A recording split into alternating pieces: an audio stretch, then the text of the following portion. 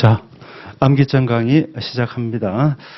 자, 올해는 작년하고 달리 일순환 강좌를 암기장 강의로 시작을 하는데요. 늘 이 일순환 강의를 기본서를 가지고 진행을 하니까 늘 시간이 부족했었어요. 그리고 또 학생들의 요구도 뭐였는가 하면은 어느 정도 다 공부가 돼 있기 때문에 자, 또 기본서를 다시 살피는 건 약간 지루한 감도 없잖아 있었다는 거죠. 그리고 또 이 암기장이 사실상 암기장 그랬지만은 여러분들도 이제 쭉 공부하실 때 보시면 아시겠지만은 거의 빠짐없이 다 정리를 해놨어요. 그러니까 자, 한 10줄씩 되는 판례를 갖다가 그냥 한 줄, 그것도 반 줄씩 이렇게 요약해놨을 뿐이지 거의 빠진 게 없어요. 그러니까 여러분들이 사실상 기본 강의를 충분히 대체할 수 있는 대체제라고 생각을 합니다. 자, 그리고 제 강좌의 공부 방법은 다른 거 없죠. 예습은 필요가 없습니다. 예습은 필요가 없고, 여러분 이미 예습은 어느 정도 돼 있다고 봐요. 그 기존에 공부한 것들을 예습한 걸로 치시고, 수업 시간에 잘 들으시기 바래요. 그리고 수업 시간에 듣고, 그날 가급적이면 그날 그냥 복습을 바로 끝내시기 바랍니다. 그래서 그냥 제 강의 듣고 복습하고, 그리고 또 강의 때 이미 강의 듣고 복습하고 해서 이해도 있는데 이미 여러분들이 어느 정도 공부가 돼 있기 때문에 수업 시간에 제일 많이 듣는 것, 이게 제일 중요합니다. 이게 학이고요. 그리고 복습하는 게 이게 수업이잖아요. 배우고 익히는 것인데 이걸 줄이려면 이때 잘 들으시면은 복습할 양을 줄일 수가 있어요. 자, 뭐 이런 얘기들은 여러분 다 공부 다 잘하신 분들이니까 뭐 구구절절 얘기하지 않겠습니다. 강의 때 정말로 가급적이면 집중해서 아무 생각 없이 그냥 공부에만 몰두하시면은 사실 복습할 게 줄어들죠. 그리고 복습하는 방법도 배운 걸 다 다시 익히는 게 아니죠. 공부할 때 이미 여러분들이 지금 오늘 강의 도중에도 아는 것이 최소한 어때요?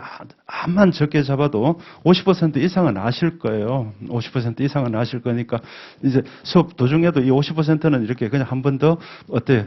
그냥 리마인드 한다는 생각으로 듣고 그냥 바로 지우시면 됩니다. 자, 여러분들 공부라는 건 뭔가 하면 어려운 것, 중요한 것을 공부한다고 생각하시는데 이건 착각입니다. 어려운 것, 중요한 것을 자꾸 공부하는 것이 아니라 모르는 것을 공부하는 것입니다. 아무리 중요하고 아무리 어려운 것이라도, 자, 아무리 중요한 것이라도 내가 알면 더 이상 안 봐도 돼요. 이 말 아시겠어요? 제가 어느 학생한테 이런 얘기를 했더니 선생님 전 그걸 몰랐습니다 하는데 공부의 기본이죠. 공부는 중요한 걸 자꾸 보는 게 아니고 출제될 걸 자꾸 보는 게 아니고요. 알면 안 보는 것입니다. 아무리 중요해도. 알겠어요? 그러니까 자꾸 아는데 자꾸 들여다보고 있단 말이죠. 그럴 필요가 없어요. 아는 거는 과감하게 여러분들이 교재에서 이렇게 지우시기 바랍니다. 근데 이제 지울 때 조심은 해야 되죠. 내가 이거를 알 수 있겠다. 이 정도 갖고는 안 돼. 난 이거 확실히 알아. 자, 이건 자답기에서 꽉 물어봐도 알 수 있어. 이 정도 되면 지우시는 겁니다. 그래서 실제로는 자, 이렇게 수업 도중에 이만큼씩 지워버렸죠. 그럼 나머지는 그냥 지금 여러분들 최소한으로 잡는 겁니다. 50%는 자, 50%는 수업 도중에 알았고 또 어때요? 이미 알고 있는 것 확인했고 또 50% 중에 한 20% 뭐 20% 10% 이렇게 있다 그러면은 들으니까 알겠어요. 그럼 이거 또 지우시는 겁니다. 이것만 남겨놓는 거죠. 이 중에 아무리 중요한 것들이 포함되어 있더라도 복습할 때는 안 보는 겁니다. 그리고 자신을 갖기 바래요. 그러니까 뭔가 하면은 자신감이 결여되면 자꾸 아는 걸 또 본단 말이에요. 한 번 아는 건 영원히 아는 겁니다. 여러분들 2 더하기 2가 4한 걸 요즘도 복습해야겠어요? 그건 영원히 아는 것이잖아요. 자기 자신이 알 수 있습니다. 절대로. 자, 뭐 가수원 실화 사건 같은 경우는 형법을 공부한 사람이라면 이건 모를 수가 없어요. 워낙 중요했기 때문에 공부를 많이 한 거죠. 그러니까 시험에서 대부분 틀리는 건 아주 중요한 게 아니라 차중요한 것, 그 다음 중요한 것들에서 시험에 많이 틀려요. 왜? 너무 중요한 것들은 아무리 시간이 급하고 이러더라도 그걸 공부를 해놓기 때문에 그래요. 됐죠? 이렇게, 자, 요런 나머지 것들은, 수업 시간에, 이건 내가 잘 몰랐는데 알 것 같다. 아직까지 요건 나중에 복습으로 돌리는 것입니다. 이렇게 복습 시 공부를 하시고, 복습할 때도, 자, 이거 또 알겠어요. 이건 또 쉬우는 거, 요만큼 남겨놓는 거죠.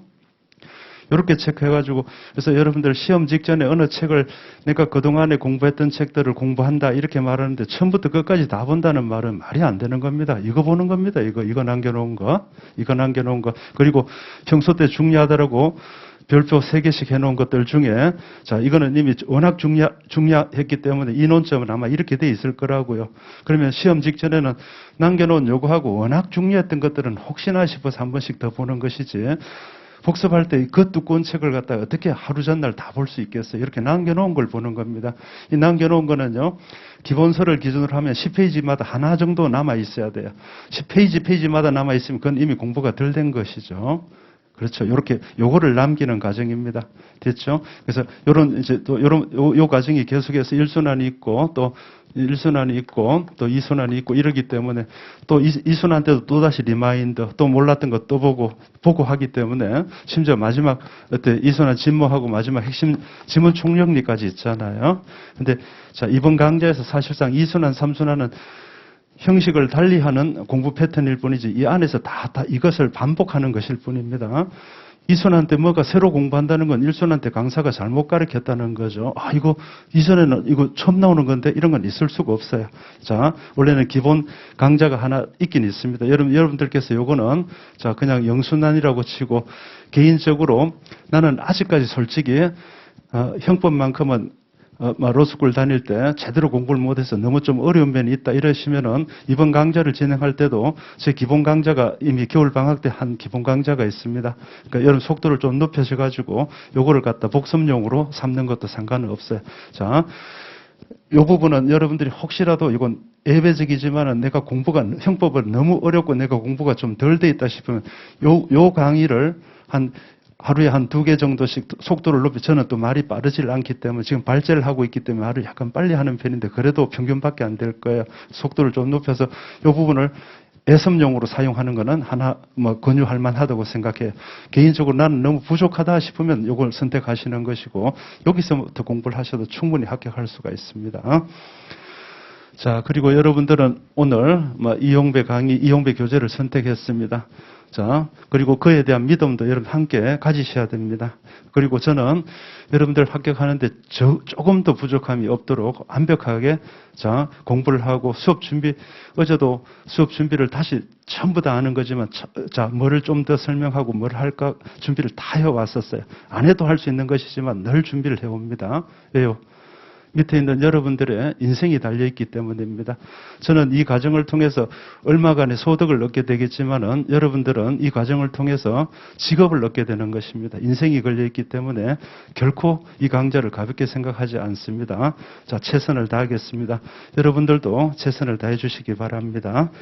자, 이제 교재 들어가겠습니다. 이 페이지 보시면은 자, 필기를 가급적 생략하고 상세한 설명으로 스킵 할 거예요. 자, 보십시다.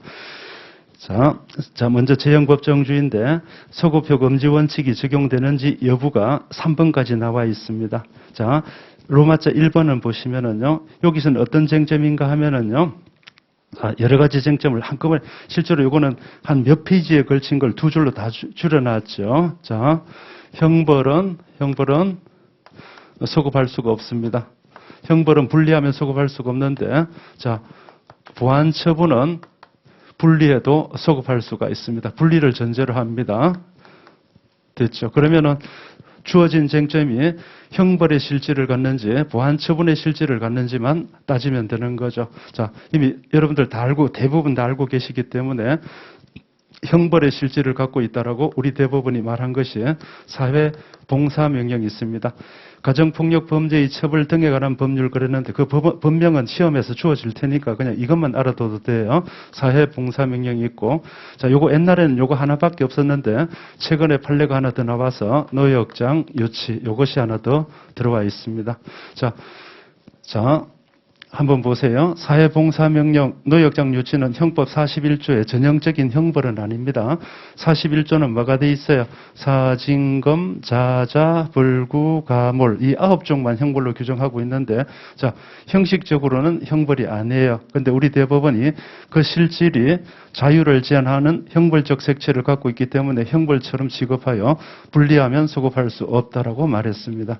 자, 나머지 것들은 전부 다 보완처분이 되겠죠. 나머지. 이렇게 여집합을 통해서 공부를 하시면 돼요. 이 두 개만 기억하시면 됩니다. 사실상. 자, 집행유예 시에 부과하는 보호관찰. 그리고, 이 성범죄자에 대하여 행하는 신상공개명령, 그리고 전자감시제도, 이런 것들이 전부 다, 요거는 보안처분으로 분류가 될 뿐만 아니라 실질도 보안처분이기 때문에 분리하더라도 소급할 수 있다.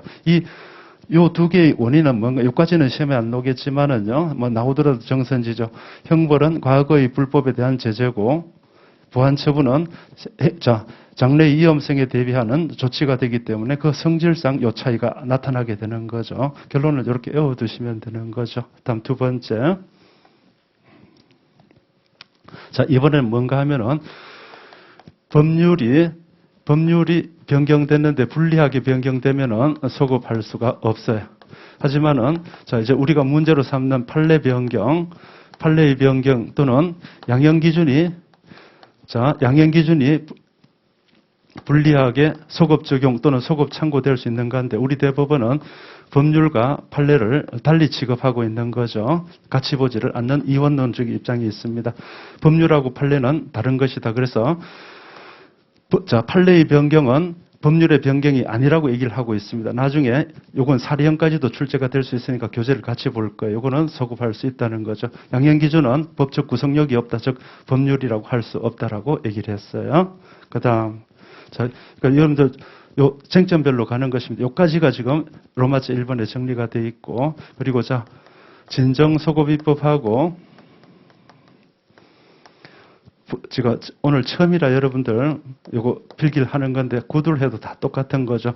진정입법, 부진정소급입법은 소급할 수 있는가가 세모죠. 그죠? 비교 형량을 통해 가지고 결정한다니까 되는 경우도 있고 안 되는 경우도 있다. 공사이익을 비교 형량하는 거죠. 자, 보존하는 공익이 사익에 비하여 훨씬 더 크다면, 침해되는 사익보다 크다면은 진정소급입법, 부진정소급입법도 허용된다. 다만 비교 형량의 기준이 진정소급입법이 약간 더 높을 뿐이죠. 그죠? 심히 중대한 공익상의 사유가 있어야 된다. 그렇게 말을 합니다. 됐죠? 그러면 결국 OX로 따지자면 진정소급입법, 부진정소급입법도 어떤 요건을 갖추면 허용이 된다까지 되니까 사실 안 된다라는 건 요거 두 개밖에 없습니다. 알겠죠? 것입니다. 됐죠? 교과서 보시겠어요? 자, 소급효 금지 원칙이 적용되지 않는 경우, 자, 칠판에 적어놨던 1번에 보호관찰 세모를 하시기 바랍니다. 자, 왜 그런가 하면은요, 자, 세모를 하시기 바래요. 자, 왜 그런가 하면은 저는 이거를 이렇게 X를 하면 지웠다는 느낌이 들기 때문에 이게 안 된다는 의미를 주로 세모를 합니다. 자, 이런 건 뭔가 하면, 자, 분리하면 소급할 수 없다라는 의미로 세모를 합니다. 나머지는 전부 동그라미입니다. 자, 요거는 세모지만 사실상 어때요? 동그라미가 될 수 있다니까 안 되는 건 요 두 개밖에 없습니다. 됐죠?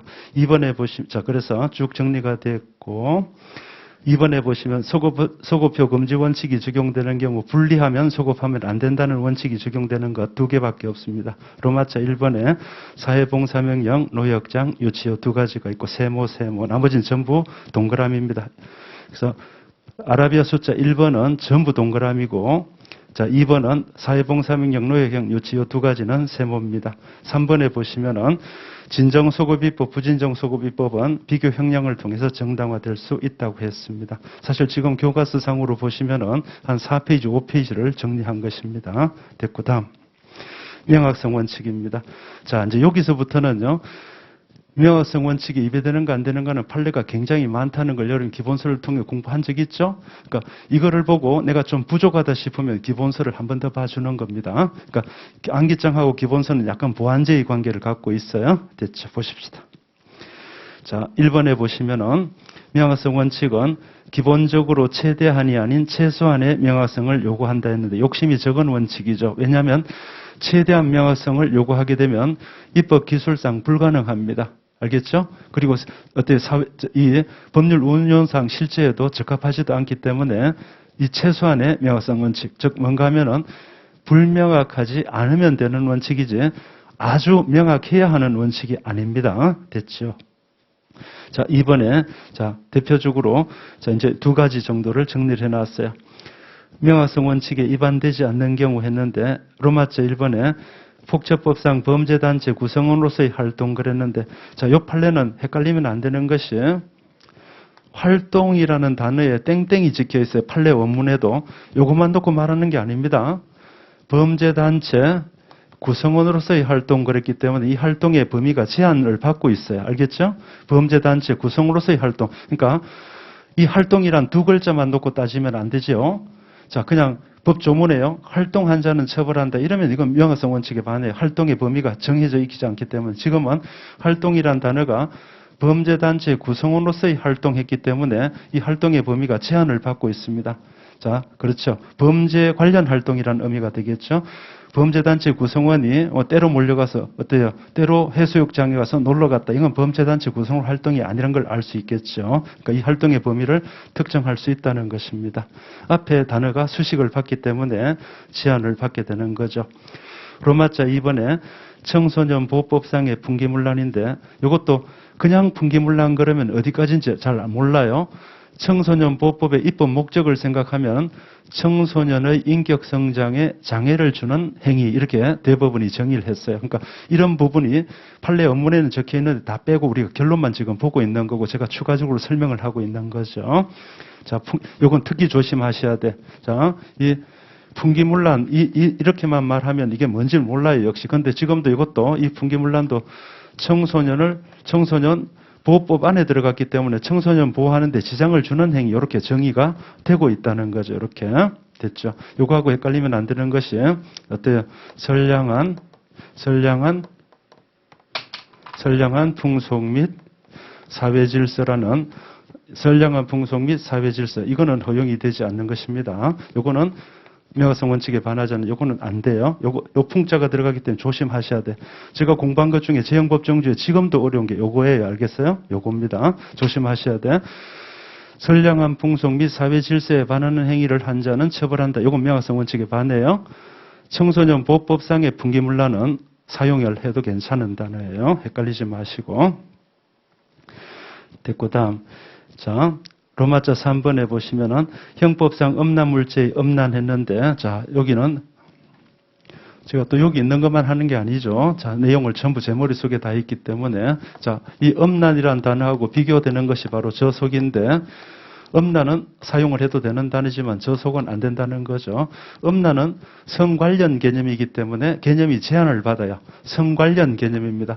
저속은 제한이 전혀 없어요. 저속은. 자, 보세요.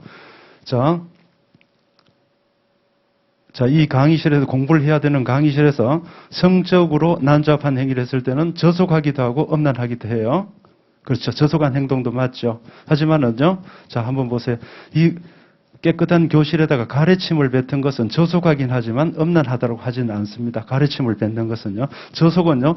나쁜 모든 것들을 전부 저속하다 그러는데 음란은 성관련적 나쁜 행위를 음란이라고 말하는 거죠. 그래서 요거는 제한을 받아요. 두 개를 혼동하지 마시고 추가하시면 그 밑에 아마 적혀 있나요? 됐죠. 그 밑에 로마자 1번에 적혀 있네요. 자, 3번의 명확성 원칙에 위반되는 경우에서 저속의 개념했는데, 출판사법, 이런 법령은 외우려고 할 필요가 없죠. 됐고요. 다음, 로마자 4번에 위에 상대적 부정경은 적절한 어떤 형벌의 기준이 되는 거죠. 됐어요. 상대적 부정경인데, 우리 형법상, 자, 요것도 알아두셔야 되겠어요. 우리 형법상, 절대적 형벌은 딱 하나밖에 없죠. 절대적 형벌은 여적죄 하나밖에 없습니다. 요거 하나 빼놓고는 전부 다, 나머지는, 상대적 부정경이죠. 전부 다 나머지 범죄들은 적절한 거죠. 범위를 정한 형벌을 말하는 거죠. 자, 그렇지만은, 절대적 부정경은 요거는 허용되지 않는다는 거죠. 요거는 허용이 됩니다. 요거는 명확성 원칙에 위배되지를 않아요. 근데 요거는 또 문제가 있긴 있어요. 요거는. 자, 일단 크게 분류를 해봅시다. 명확성 원칙이 위배되어 허용되지 않는다. 절대적 부정경은 허용되지 않습니다. 그러니까, 절도를 한 자는 그냥 처벌한다라고 돼 있든지, 절도를 한 자는 그냥 징역형에 처한다라고 돼 있다든지, 이게 절대적 부정경인데, 상대적 부정경은 범위를 정해놨기 때문에 명확성 원칙이 위배되지 않고, 여적죄는 절대적 형벌 사형만 규정이 돼 있어요. 그러니까 명화성 원칙에는 입에되질 않지만 요거는 이언적인 소지를 갖고 있어요. 여적은 뭔가 하면 적국의 편을 든다는 건데 적국의 편을 드는 정도가 차이가 있는데도 사용만 규정했기 때문에 비례성의 원칙에 어긋날 가능성이 높아요. 아직까지 사건화되질 않았기 때문에 이언 심판을 안 받고 있지만 여러분이 여적을 한번 해가지고 가벼운 여적을 해서 이 시비를 걸면 이거 이언 나올 가능성이 훨씬 더 높아요. 수험하고는 관련이 없어요. 됐죠? 그러니까 이 내용만 알아두시면 되겠어요. 너무 명확한 거죠. 사형만 규정했기 때문에.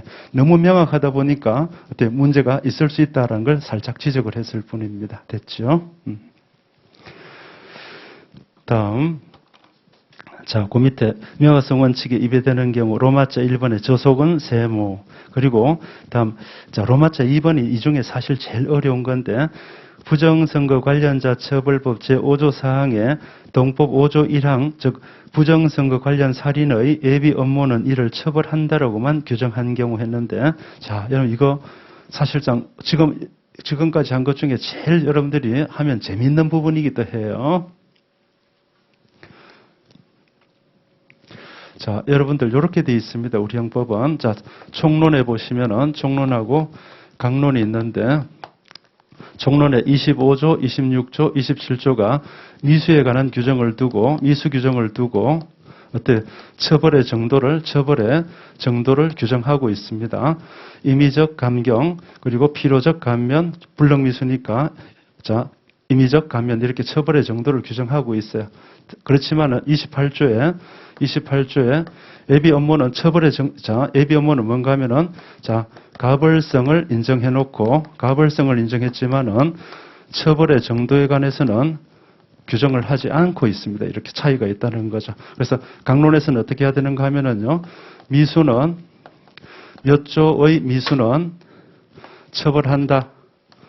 이렇게 해도 이것은 명화성 원칙에 입에되지를 않습니다. 하지만은 자 몇 조의 예비는 처벌한다 이렇게 해버리면은 이건 명화성 원칙에 입에가 되는 거죠. 왜 이런 차이가 나죠? 자 살인죄의 미수 250조 1항 즉 보통 살인죄의 미수는 처벌한다 이렇게 해놓으면은요. 자 그 보통 살인죄의 미수가 만약에 장애미수였다면은 기수형에 대해서 임의적 강경을 하면 처단형이 나오기 때문입니다. 하지만은 만약에 예비 업무를 처벌한다라고 해놓으면은 기준형이 없어요. 총론으로 가도 기준형이 안 나온다는 거죠. 그렇기 때문에 이거는 명화성 원칙에 입에가 된다는 것이죠. 그래서 반드시 여러분들 예비 업무는 그래서 각 측에 어떻게 돼 있는가 하면은 독립형을 가지고 있어요. 독립형을 갖고 있습니다. 알겠나요? 그러니까 그렇겠구나 하지 마시고 오늘 법조문 한번 보세요. 알겠죠? 법조문 한번 보세요. 됐죠? 그래서 살인범죄자, 살인의 죄의 장애도 몇 조에서부터 몇 조까지의 미수는 처벌한다. 이렇게만 돼 있는데 자 예비 업무는요. 형량이 별도로 규정이 돼 있습니다. 제가 하자는 대로 하십시다. 오늘 돌아가셔서 250조 1항부터 그 살인죄 규정 한번 체계를 꼭 한번 살펴보세요. 됐죠? 그냥 한 김에 살인의 죄 모두 미수는 다 처벌하죠. 하지만은 예비 업무는 보통 살인죄, 존속 살해죄, 그리고 위계 한 살인죄 요것만 살인 예비 업무죄를 처벌하지. 나머지 자살 교사 방조죄, 영아살, 자살교사 방조, 영아살, 그리고 촉성살 이런 것들은 미수는 처벌하지만은 예비 업무는 처벌하지 않는다는 거죠. 됐죠? 이 책에도 이것도 시험에 나온 적이 있어요. 알겠죠? 쓴 김에 자 우리 형법 체계상 살인의 죄의 장에 있는 모든 살인 범죄는 미수는 다 처벌해요. 중대범죄이기 때문에. 예비 업무는 요 세 개는 예비 업무를 처벌하지만 나머지 살인의 죄의 장에 있는 이 나머지 것들은 예비 업무를 처벌하지 않습니다. 됐죠? 그리고 요 형들은 형량이 별도로 독립되어 규정이 되어 있어요. 됐죠? 넘겨가시고 로마자 3번 절대적 부정경 설명을 드렸고 자 다음 유추해석 금지 원칙 했는데 1번 같은 게 이제 처음에 여러분들이 형법을 처음 잡았을 때는 되게 어려운 내용이었죠. 하지만 지금은 너무 쉬운 것이죠. 자, 170조 2항의 해석인데 과실로 인하여 자기 소유에 속하는 166조 또는 자기 소유라는 제한을 받지 않은, 즉 자기 소유든 타인 소유든 불문하고 167조의 기재 물건으로 해석할 수 있다 했죠. 이건 나중에 뒤쪽에 사례형으로 다시 정리를 해놨기 때문에 이 정도로 언급을 하겠어요. 이제 이런 것입니다, 여러분들. 지금 제가 서두에 말했다시피 지금 제일 하단에 있는 가수원 실화 사건 같은 거 자꾸 쳐다보면 안 된다는 거예요. 다 알잖아요. 그렇죠? 그러니까 한번 아는 건 영원히 아는 것입니다, 여러분들. 자, 그 다음 보시면은 3페이지 2번인데, 자, 요거는, 자, 여러분들 축소 해석은 허용될까요, 안 될까요? 축소 해석을 알맞게 축소하면 축소 해석이 맞고요. 자, 축소 해석도 해도 되는 게 있고 안 해도 되는 게 있으니까 일률적으로 말할 수가 없어요. 알겠죠? 알맞게 축소하면은 축소 해석이 허용이 되고 무리하게 축소하면 축소 해석이 허용되지 않는 것입니다. 자, 여러분들 유추 해석은 뭐예요? 유추 해석은, 자, 법률의 규정이 없는 사항에 관하여 그와 유사한 규정을 적용하는 것이다, 이렇게 얘기를 하는데요. 뭘 그렇게 유추해석에 대한 정의를 여러분이 쓸 일이 없기 때문에 유추해석은 한마디로 무리한 해석이죠. 가장 간단한 방법이에요. 무리한 해석이기 때문에 이거는 유리하든 불리하든 허용이 되지 않습니다. 헷갈리지 마시고. 소급표 금지 원칙은 불리한 소급만 금지가 돼요. 간섭법도 불리한 간섭법만 금지가 되는데, 자, 유추해석은요, 유추해석은 무리한 해석이란 뜻이기 때문에 유리하더라도 허용되지를 않습니다, 이거. 알겠죠? 자, 볼까요? 이번에 국가공무원법 66조에서의 공무 이외의 일을 위한 집단적 행위를 공익에 반하는 목적을 위하여 직무 전념 의무를 해태하는 등의 영향을 가져오는 집단적 행위라고 축소적 제한 해석하는 경우 맞죠? 자, 일단은 문헌상으로는 공무 이외의 일을 위한 집단적 행위니까 공무 빼고 나서 집단적 행위를 하면 다 처벌받을 것 같아요. 그러면은 자, 공무원들이요, 공무 말고 자, 퇴근할 때 여러 명이 몰려가서 술 한잔 했다는 거죠. 퇴근할 때. 이것까지 처벌하겠다는 건 아니라는 거죠. 그렇죠? 그래서 이렇게 알맞은 축소 해석은, 이 축소 해석은 알맞은 해석이라고 할 수 있고, 자, 3번입니다. 3번은 시험 선지를 어렵게 만들면 아주 어렵게 나올 수 있는 답선지로 쓰일 수가 있죠. 형법 62조에 의하여 집행유예를 선고할 경우에는 62조 1항에 규정된 보호관찰과 사회봉사 또는 수강을 동시에 명할 수 있다. 동시가 제일 중요한 단어가 되겠죠. 자, 근데 자, 62조 2를 이게 법 규정을 인용해버리면 여러분들 틀릴 가능성이 높아져요.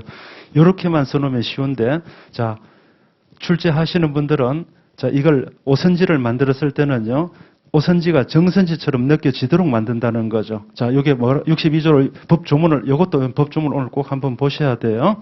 법조문을 여러분 법정 끼고 사셔야 되는 거죠. 자, 62조는 집행유예 시에 보호관찰을 받거나 사회봉사 또는 수강을 명할 수 있다. 이렇게 돼 있어요. 그렇기 때문에 자, 보호관찰을 받거나 사회봉사 또는 수강을 명할 수 있다기 때문에 문헌의 형식상은 보호관찰 또는 사회봉사 또는 수강을 명할 수 있다는 취지로 읽히기 때문에 세 개 중에 택일할 것처럼 느껴져요. 조심하셔야 돼요. 그래서 법조문을 써놓고 나서 이 문장을 쓰면은 오선지로 만들어 놓으면 되게 난이도가 높아져요. 삼중택일이 아니라 중복할 수 있다는 거죠. 보호관찰과 사회봉사 이렇게 할 수도 있고 수강 이렇게 할 수도 있다는 거죠. 그러니까 우리 대법원은 이와 같이 사회봉사 수강을 갖다가 보호관찰과 사회봉사 또는 보호관찰과 수강을 중복하여 할 수 없다는 게 아니라 개별적으로도 할 수 있는 것이지 중복하여 할 수 없다는 것은 아니다. 그렇게 하고 있어요. 동시에 명할 수 있다는 거죠. 됐고요.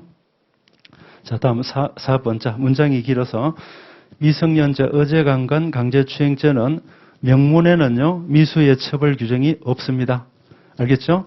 요 조항을 인용한 미수를 처벌한다는 규정은 없어요. 하지만은, 자, 검사가 부지런히 찾았더니 미성년자 어제강간 강제추행죄는 강간 및 강제추행죄의 예에 의한다라는 요 말을 발견했어요. 예에 의한다. 요 말을 발견해낸 거죠. 자, 요 예에 의한다는 범위는 바로 뭔가 하면 법정형도 그 예에 따라가지만은 자, 미수의 가벌성도 그 애에 따라간다는 거죠. 미수의 가벌성도 그 애에 따라간다. 그래서 미성년자 어제 강간 강제추행죄를 범한 자는 강간죄나 강제추행죄의 법정의 예에 의하여 처벌받고요. 강간죄나 강제추행죄의 미수가 처벌받는 것처럼 그 예에 따라 처벌받는다라고 해석하는 거죠. 예에 의하는 범위가 자, 여기까지도 확장이 된다는 거죠. 좋은 지문이었고 출제가 많이 됐던 것이죠. 됐고요. 자, 5번에 자, 링크나 바로가기 아이콘 설치를 전시에 해당한다고 해석하는 경우 지금 한 줄밖에 안 되지만 사실 판례 두 개를 설명하고 있는 거죠. 링크는 전시라고 할 수 있다. 바탕화면에 바로가기 아이콘 설치도 전시라고 할 수 있다. 발달된 과학의 발달에 따른 전시의 모습이라고 해석을 해주는 거죠. 액면 그대로 맞지는 않아요. 그죠? 전시는 원래 한자로 쓰면 이렇게 쓰는 건데 펴서 보여준다는 건데 이렇게 링크를 걸어놓으면 완전히 펴서 보여주는 건 아니지만 원클릭하면 어때 펴서 보여주는 쪽으로 연결이 되기 때문에 링크도 전시라고 할 수 있다는 거죠. 됐고요. 바로가기 아이콘 설치도 마찬가지고 됐고 다음 6번이 중요한 거죠. 그죠? 면허증 대여의 상대방 즉 차용인이 무자격자인 경우는 물론 자격 있는 약사인 경우에도 약사 면허증을 대여한 어때 처벌 대상인 행위가 된다는 취지가 되는데 자, 약사법은 약사 면허 대여를 금지하고 있어요. 약사 면허를 대여한 자는 처벌한다고만 돼 있는데 누구한테 대여했을 때 처벌할 것인가? 유자격자에게 대여한 경우도 처벌한다고 해석해야 한다. 그런데 우리의 일반 관념은 이렇단 말이죠. 면허를 대여받는 사람은 자격이 없으니까 대여를 받는다는 관념이 많은데 자, 면허 자격이 있는 사람이 왜 면허를 다시 또 대여를 받았을까라는 것을 한 번만 생각하시면 돼요. 자, 약사 면허는요, 1면허당 1약국만 개설할 수가 있어요. 1면허당 1약국만 개설할 수 있기 때문에 나는 약사이지만은 약국을 경영하는 능력이 뛰어나기 때문에 신림동에도 하나, 봉천동에도 하나, 이렇게 대학동에도 하나, 뭐 이런 식으로 하고 싶으니까 약사 면허가 부족한 거예요. 자격은 있지만 빌리는 거죠. 그러면 자격이 있는 약사한테 빌려줬는데 문제가 일어나지도 않을 것 아닌가 하는데 약사 면허는 뭐예요? 수면허자만 사용하는 거, 수면허자만 사용하는 거죠. 왜? 이 약사 면허가 된 사람이 특정돼 있잖아요. 특정된 그 수면허자만 사용하도록 돼 있는 거예요. 약사 면허 어떻게 돼 있어요? 자, 약사증, 이용배, 자, 그리고 어때? 생년월일, 뭐 보건복지부 장관 이렇게 이 사람만 쓰라는 뜻이 알겠어요? 그러니까 이거 다른 데로 넘어가면 다 처벌받는 거예요. 그러니까 이런 1약국당, 자, 1면허당 1약국만 개설하다 보니까 자, 약국을 여러 개를 경영하고 싶은 사람은 약사인데도 장롱 약사면허를 은퇴하신 분들의 약사면허를 빌리는 경우가 있죠. 결국 사고가 납니다. 왜냐하면은 감약사가 여러 개의 약사면허를 빌리면요, 다른 데는 결국 비약사를 고용할 확률이 높기 때문입니다. 됐죠? 넘겨가시고. 자, 다음 2번입니다. 2번에 1번은 형사소송법에서도 상당히 중요한 내용이죠. 고소의 주관적 불가의 원칙의 이 규정이 고발에도 적용될 것인가인데, 자, 그냥 하는 김에 여러분들 소송법도 다 하는 거니까 소송법 시간에 다시 배우겠지만은, 자, 이 고주벌의 원칙은요, 주관적 불가 원칙, 친고죄의 고소에 관한 이 고주벌의 원칙은, 자,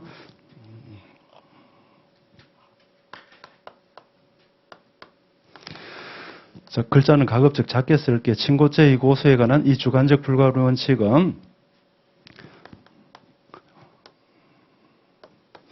형소죠. 형소 233조에 있습니다. 자, 이것은 형사소송법에서 제일 중요한 거는 반의사 불벌죄는 적용이 되지 않는다는 거고, 또 고발에도, 자, 전속고발범죄 고발에도 적용이 되지 않는다는 것이죠. 됐죠? 자, 일단 아래 거부터 먼저 해보시면은, 고소하고 고발은 그 주체도 다르고, 이건 어때? 전속고발 범죄는 공무원이 고발권이 있는 것이고, 이건 어때? 일반적인 피해자가 고소권자가 되는 것이고, 이거는, 자, 이 전속고발 범죄는 공정거래위원장 등 공무원이 되는 거죠. 그리고 이 규정의 취지도 다르기 때문에 이 고소의 주관적 불법원칙은 고발에는 적용이 되지 않는다는 거고, 형사소송법의 특 A급이죠. 반의사 불벌죄는 적용되지 않는다는 건데, 이때도 판례만 여러분들이 인용하시면 됩니다. 그래서 판례를 공부할 때는 규정 체계라고 기억하시면 끝이 나는 거죠. 고주불의 원칙은 반의사 불벌죄는 적용이 되지 않는 이유는 뭐 때문인가? 규정 체계 때문이다라고 기억하시고, 그 다음에 규정 체계는 여러분들이 그냥 갖다 쓰시면 되는 것이죠. 232조 1항, 형소 232조 1항인데, 이건 어때? 고소의 취소, 고소의 취소 기간 6개월, 그리고 이건 재고소 금지. 사망에서 어때?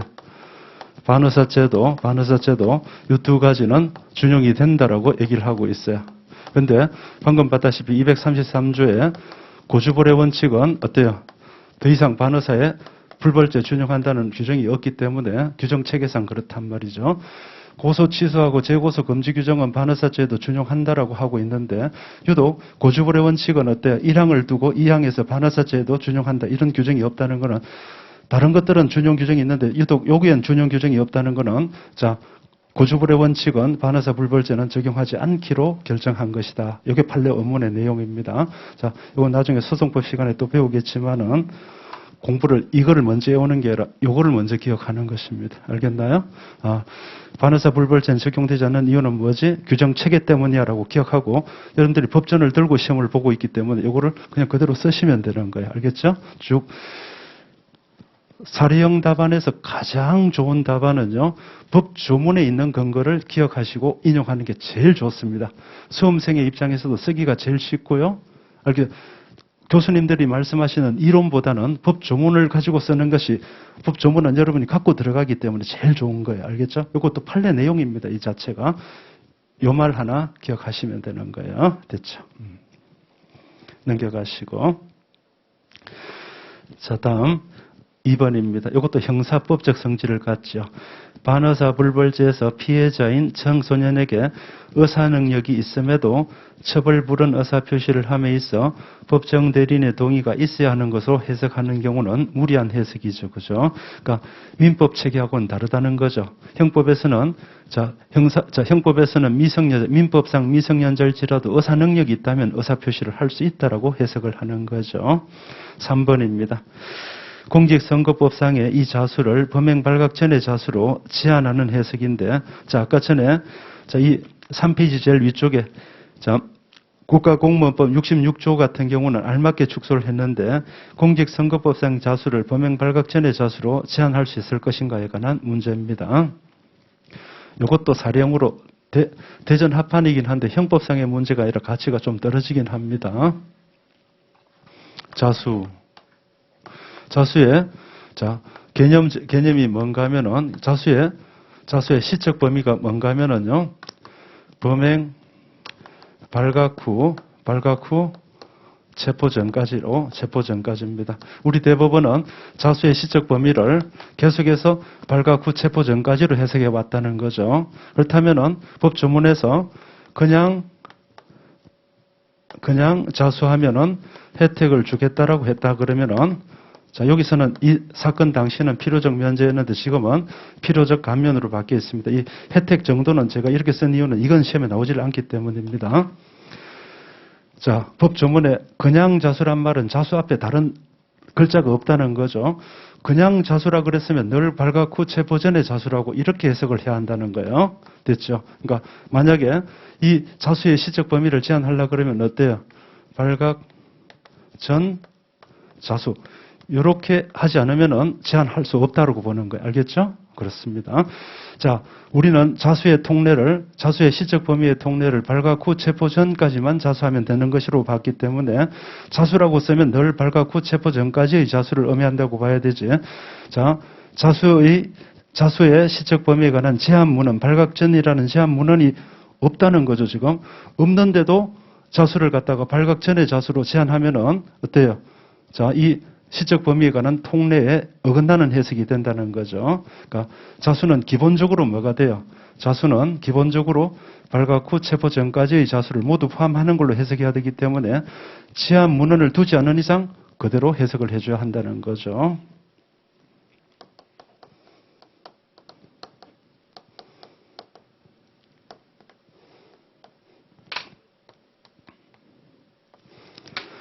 사람은 남자와 여자를 다 포함합니다. 그죠?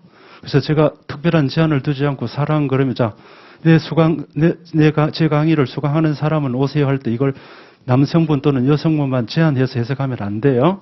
그럼 이렇게 해야 되겠죠. 자, 오늘은 여성인 수강생분들만 제가 상담을 해드리겠습니다. 이렇게 말하지 않는 이상 수강생인 사람 그러면 남녀가 다 포함된다고 해석해야 되는 것과 마찬가지 이치입니다. 알겠어요? 그렇죠. 자, 됐고요. 그래서 자수의 시적 범위에 대한 제한이 없으면은 발각 후 체포 전에 자수는 물론이고 발각 전의 자수는 물론이고 발각 후 체포 전의 자수도 포함한다고 해석해야 된다는 거고 4번입니다. 군용물을 편취당한 것을 분실에 해당한다고 하는 경우인데 자,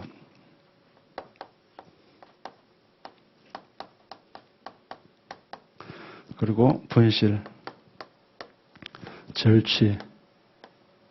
자, 형법은 이런 것이 있죠. 비슷한 개념들입니다. 편취는 뭔가 하면은요, 편취는요, 자, 사기를 당했다, 편취당했다, 이렇게 말하는데, 자, 하자는 있지만은 쏘갔긴 쏘갔지만 어사에 기한 소지의 상실을 말합니다. 이거를 사기죄에서 뭐라 그러죠? 처분행위라고 합니다. 알겠어요? 피해자가 쏘가서 내줄 생각을 가지고 내준다는 거죠. 알겠어요? 이걸, 자, 의사에 기한 소지의 상실을 말합니다. 자, 분실은요, 의사에 기하지 않은 소지의 상실을 말하는 거죠.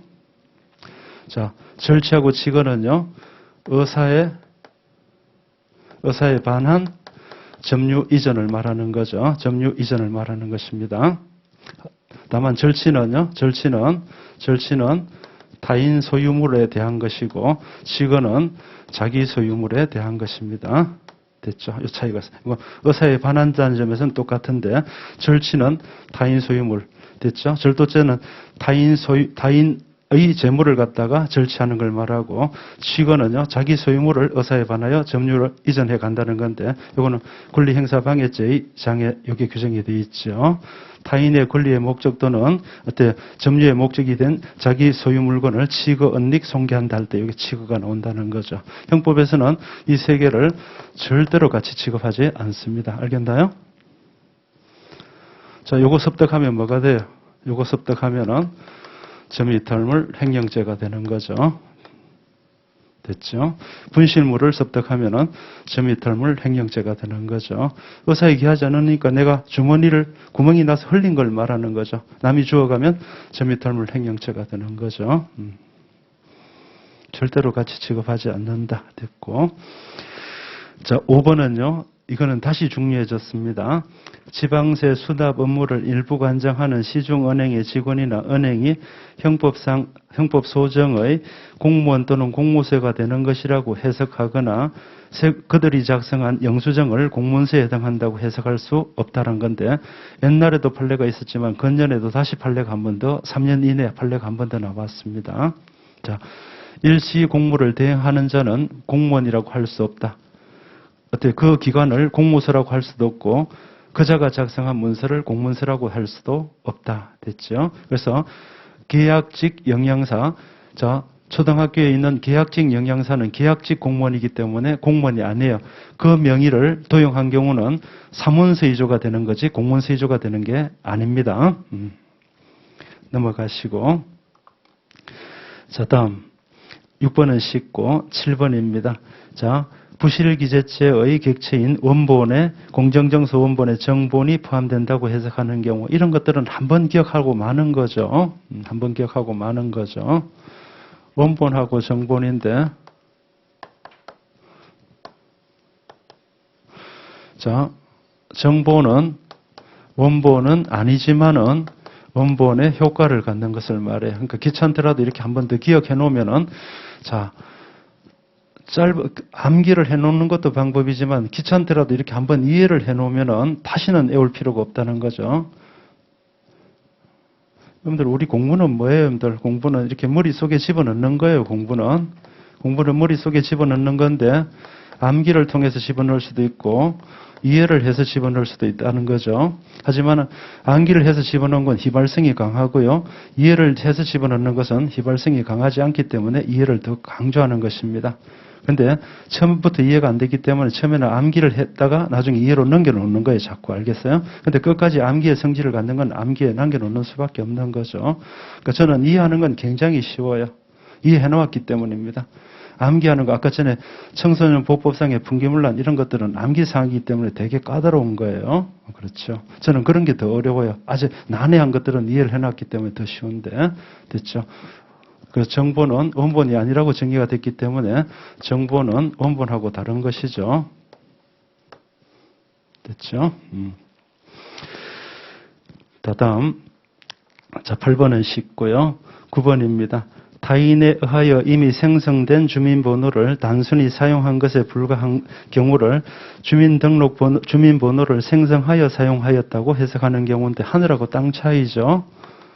생성된 것을 이용했다 하고 법조문은 생성하여 사용한 자를 처벌한다. 생성하여 사용한 자를 처벌한다. 이렇게 돼 있다고요. 근데 피고인갑은 생성된 것을 이용했어요. 생성하여 사용한 것하고 생성된 것을 이용한 것하고는 같지 않죠. 저 오늘 아침 식사하고 왔는데요. 제가 만들어 먹은 게 아닙니다. 아내가 만들어 준 것을 거저 먹고 왔어요. 생각해봐요. 제가 아침 식사를 만들어 먹고 나온 것하고 아내가 차려주는 걸 먹고 나온 것하고는 강의에 힘이 나는 정도가 다를 것입니다. 됐죠? 자, 이런 비법률적인 설명 말고도 법률적인 설명을 할 수도 있어요. 생성된 것을 이용하는 것은 바로 중강간죄고요. 생성하여 사용하는 것은 강간죄라고 할 수가 있어요. 이해가 되죠?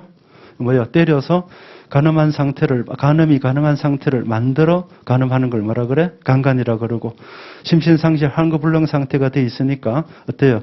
그냥 간음이 가능한 상태를 그저 이용하는 거죠. 우리 형법은 두 개를 같이 사용하지 않는다는 걸 볼 수가 있어요. 알겠죠? 강간죄와 중강간죄를 구분하듯이 만들어진 상태를 이용하는 것하고 만들어 하는 것하고는 다르다는 거죠.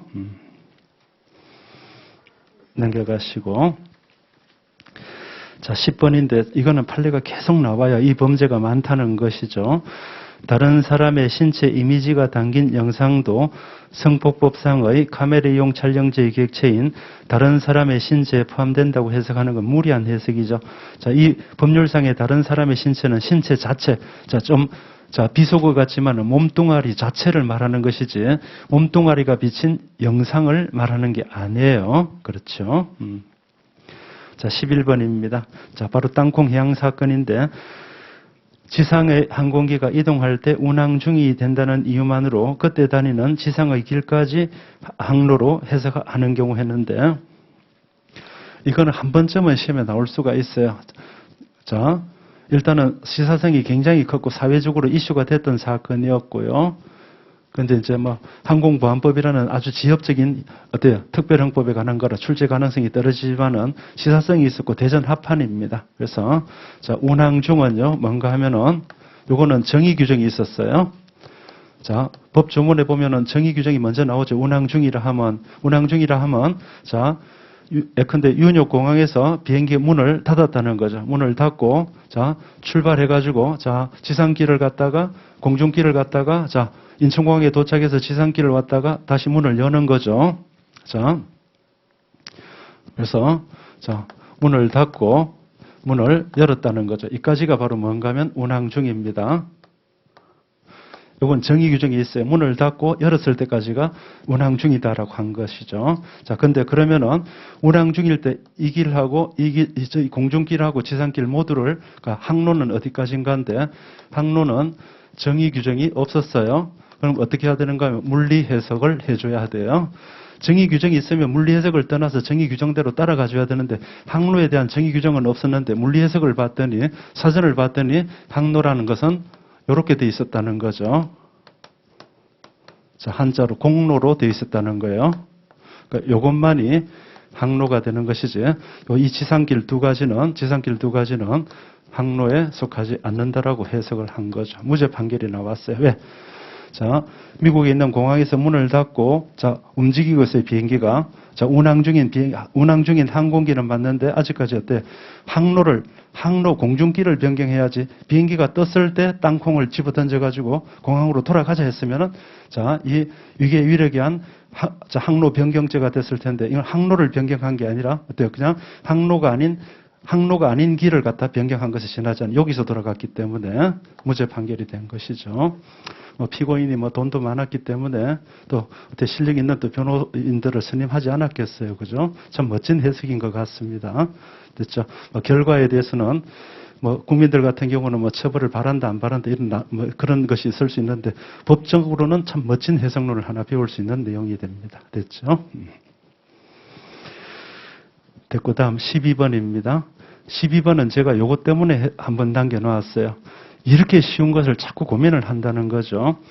이미 수신이 완료된 전기통신에 관하여 남아있는 기록이나 내용을 열어보는 등의 행위를 전기통신의 감청에 해당한다고 해석하면 말도 안 되죠. 지금 자 감청은 행위잖아요. 앞에 거는 뭐예요? 기록이나 내용을 열어보는 거죠. 보는 것하고 듣는 게 어떻게 같아요? 뭔 말인가 알겠어요? 다른 단어를 보시면 안 되고 보는 것을 갖다가 지금 듣는 것이라고 해석을 할 수 있는가를 따지는 거예요. 근데 자꾸 여기 제일 중요한 단어는 열어보는 하는데 보는이 제일 중요한 단어란 말이에요. 알겠어요?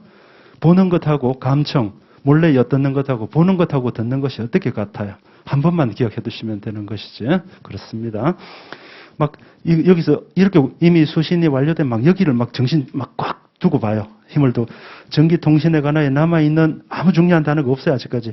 기록이나 내용을 열어보는 것을 청이라고 할 수 있는가. 이게 문제란 말이에요. 그렇죠. 됐고. 자, 다음. 사리형 쟁점 정리인데. 자, 이 강의는요, 이제 나중에 요 8회가 끝나고 나면 사리형 기본 사례인데, 기본 사례는요, 지금 제가 완전한 모든 사례를 4일 만에 할 수 없기 때문에 아주 기본이라는 말은 여러분들 이게 기본이란 말을 너무 힘 빠진 걸로 생각하지 가장 중요한 핵심이란 뜻이야. 언제든지 시험에 나올 수 있는 것들인데 자 4일간에 할 수 있는 분량을 아직 확정을 못 해가지고 지금 원고는 다 만들어 놨는데 지금 빼고 더 하고 있습니다. 그래서 이번 요 강의에서는 요 강의도 이 강의를 대부분 들어주셨으면 하는 게 제 뜻입니다. 아주 요 4일 동안이지만 웬만한 것들은 다 설명을 드릴 거예요. 특히 또 사리형 같은 경우는 저만큼 물론 다른 것도 마찬가지지만 사리형 강의 저만큼 잘하는 사람 잘 없을걸요. 꼭 한번 들어보시면 도움이 될 거예요. 지금 당장에도 하긴 하겠습니다만은 자 보십시다. 자 여기는 망라직일 수가 없죠. 보안 처분과 소급표 금지 원칙의 적용 여부인데 이거는 지금 이제 그 가치가 많이 떨어져 있습니다. 자 일단은 여러분들 요 체계를 버리기 바랍니다. 학판금의 체계 그랬는데, 학설, 판례, 검토라는 이 항목을 버리셔야 됩니다. 학판금의 체계, 여러분들 절대로 학판금 하는 순간 여러분들은 망가진다는 거죠.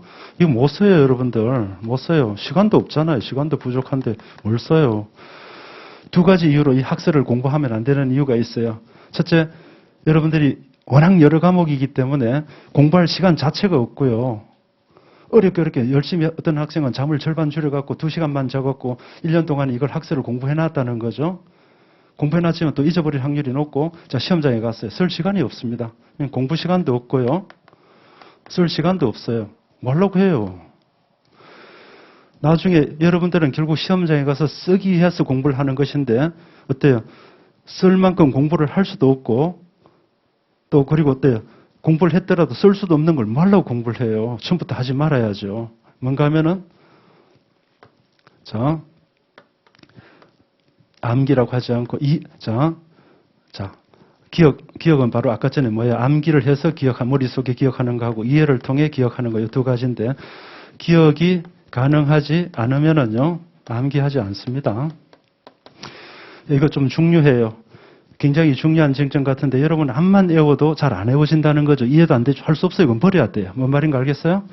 이해가 되고 암기가 되는 걸 머릿속에 넣어야 되지 안 되는 건 어쩔 수가 없어요. 나 미스 코리아랑 결혼하고 싶다. 안 되는 건 포기해야죠. 그래요 안 그래요? 자, 그러니까 기억이 가능하지 않은 건 암기하지 않고요. 그리고 또 어때요? 설사 기억이 가능하더라도 나 아직 시험장에서 쓸 자신이 없다 그러면 아예 외우질 않는 거예요. 자, 암기가 가능하다? 천만의 말씀. 좀만 지나면 또 잊어버린다는 거죠. 그러니까 내가 시험장에까지 갈 때까지 기억할 수 있는가를 생각해 보시고 안 되면 과감하게 버리셔야 돼요. 여러분들 시험 60점이면 합격하잖아요. 왜 100점 맞을 듯이 공부를 하느냐는 얘기죠. 그런데 결국 100점 맞을 듯이 공부하다가 결국 60점을 못 맞는 거 아니겠어요? 양을 줄이셔야 됩니다. 자, 양을 줄이셔야 됩니다. 자, 그래서 여러분들은 판례만 기재한다. 단 정확히. 알겠어요? 합격하고도 남습니다. 합격하고도 남습니다. 내가 많은 시험지를 채점해 보는데 학설 천만의 말씀입니다. 판례를 정확하게 기재한 학생이 절반밖에 안 돼요. 절반도 안 돼요. 여러분들도 솔직히 요 가슴에다 손을 얹고 한번 생각해 보세요. 판례를 얼마만큼 정확하게 사례형 답안에 썼는가요? 많이 쓴 것 같은데 점수가 42점밖에 안 돼요. 정확히 안 썼기 때문에 그래요. 판례만 기재를 하는데 판례에 뭐예요? 판례에 논거와 결론 요 두 가지를 써야 되는데 선생님 저 많이 썼거든요. 결론만 썼죠. 뭐 객관식이잖아요. 결론.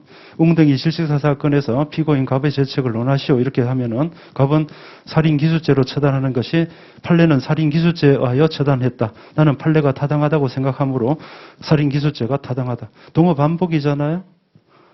결론 살인기수가 맞아요. 논거.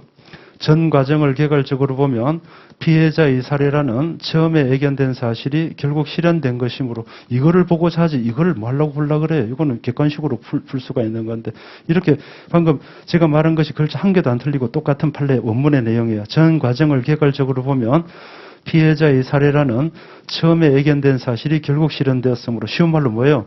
죽이려다가 죽였잖아? 살인기수야 이런 말입니다. 근데 죽이려다가 죽였잖아라고 쓰면 안 된다는 거죠. 그러니까 반드시 법률 용어 대법원이 언급한 걸 지금 저는 여러분에게 설명하면서도 이렇게 가로를 치잖아요. 암기하는 내용은 절대로 한 문장으로 못 외우는 겁니다. 이렇게 잘라야 돼요. 전 과정을 개괄적으로 보면 피해자의 사례라는 그다음 처음에 애견된 사실이 결국 이거 보세요. 가로도 이건 길게 한 이유가 문장이 길었기 때문에 그래요. 처음에 애견된 사실이 결국 실현됐다. 요거를 보고자 하는 거죠.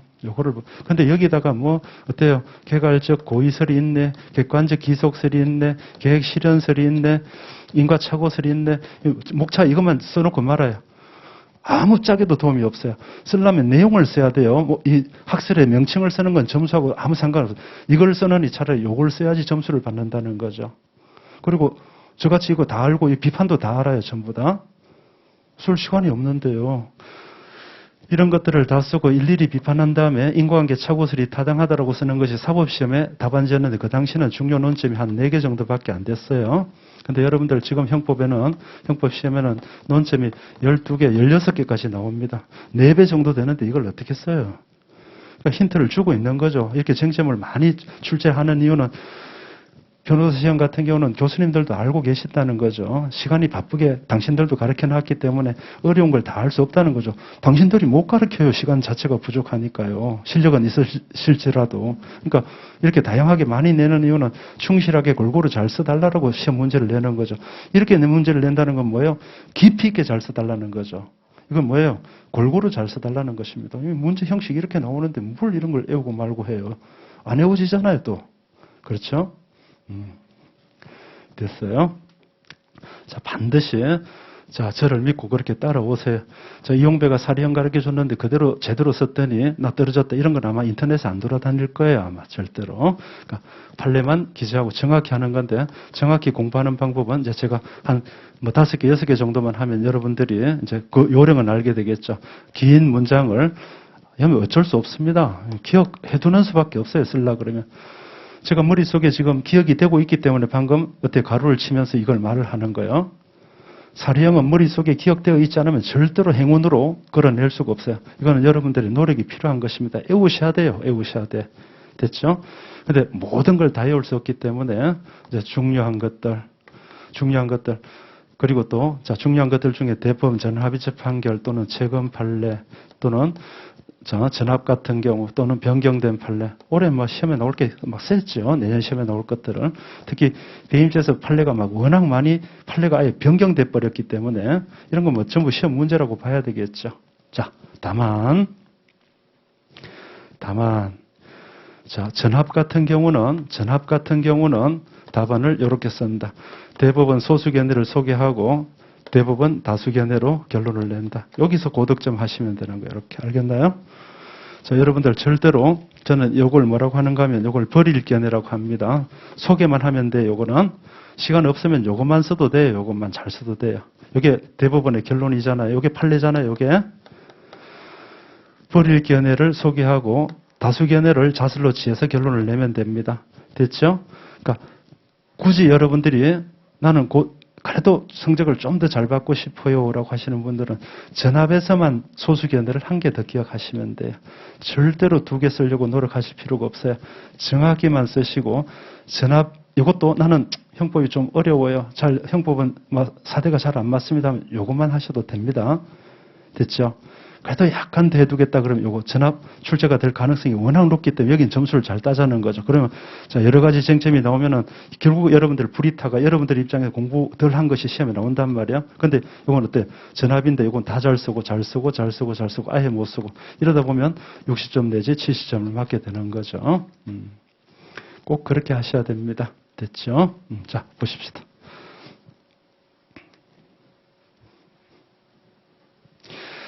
자, 요거는 가치가 많이 떨어져요. 그래서 보안처분과 소급표 금지 원칙인데 보호관찰 규정이 사후에 만들어진 보호관찰 규정이 소급할 수 있는가에 관한 부분인데 자, 요 사건은 요런 것입니다. 자, 그냥 교재를 정리해 왔으니까 한번 보시면은 사건은요. 자, 선거법은 언제 위반했는가 하면 95년 6월에 위반했습니다. 근데 자, 집유시에 보호관찰 규정을 더 부과할 수 있다라는 이 규정은 95년 선거법 위반 행위 후에 만들어졌고 재판은 여기서 재판을 하고 있어요. 97년 1월 법이 개정되었고 97년 2월에 자, 재판을 하고 있어요. 자, 재판은 뭐예요? 사후 규정인 이 보호관찰이 소급할 수 있는가를 묻고 있습니다. 우리 결론부터 따지면 보호관찰 규정은 보안 처분이기 때문에 소급할 수 있다는 거죠. Why? 왜냐하면 요거를 적어 주셔야 된다는 거죠. 됐죠? 여기도 학설 써놨지만은 아예 지워버리세요. 선생님 그러면 쓰지를 말지. 책이니까 체계를 갖춰야 되기 때문에 소개는 해놨어요. 알겠죠? 여러분들 판례만 공부하시면 됩니다. 됐죠? 5페이지 보시면은 자, 판례 지지 자, 보십시다. 판례 원문에 요거 외우셔야 되는 거예요. 자, 보실까요? 자, 검토 보시면은 형법 62조 2 1항의 보호관찰은 이거는 법 조문이니까 인용 요까지는 쓸 수 있을 것이고 자, 그다음 자, 보안 처분의 성격을 갖는 것이어서 첫 번째 가로입니다. 시키는 대로 하십시오, 여러분들. 보안 처분의 성격을 갖는 것이어서 자, 그럼 어때? 보안 처분의 성격이 어떤가를 뒤에 그다음에 설명하는 거죠. 장래의 위험성으로부터 행위자를 보호하고 사회를 방해하기 위한 한목적적 조치이므로 두 번째 가로 장래의 위험성으로부터 행위자를 보호하고 사회를 방해하기 위한 한목적인 조치이므로 두 번째 가로 하셨나요? 자, 두 번째 가로를 다시 절반씩 나눕니다. 장래의 위험성으로부터 행위자를 보호하고 다음에 대시해서 끊어보세요. 자, 행위자를 보호하고 사회를 방해하기 위한 이 두 가지가 다르기 때문에 한목적적인 조치임을 이렇게 외우는 것입니다. 됐나요? 보안 처분의 성격이 바로 이런 거예요. 장래 위험성으로부터 행위자 보호, 사회 방위. 알겠어요? 이것도 문장을 외울 때 행위자를 보호하기 이렇게 하지 말고 행위자 보호, 사회 방위, 한목적적 조치. 자, 여러분들 혹시라도 특히 제 강의 처음 들었었던 분들 같으면은 사례 공부를 어떻게 해야 되는가에 대해서 아주 눈이 밝아질 거예요. 절대로 조사를 집어넣으면 안 됩니다. 조사를 집어넣으면 문장을 못 외웁니다. 뼈다귀만 외우는 겁니다. 알겠나요? 자, 그래서 어때요? 자, 보호관찰은 보안 처분의 성격을 갖는 것이어서 장래 위험성으로부터 이건 외웠죠. 장래 위험성이라는 단어는 오늘 제가 앞에 객관식 할 때도 선택형 할 때도 얘기를 했죠. 장래 위험성으로부터 행위자 보호, 사회 방위를 위한 조치이므로 이거 생각 안 나면 이건 빼도 상관없어요. 행위자를 보호하고 사회방위를 위한 조치물로 이렇게 해도 된다는 거죠. 그렇지만 이 단어들은 들어가야 된다는 거예요. 알겠죠? 됐죠?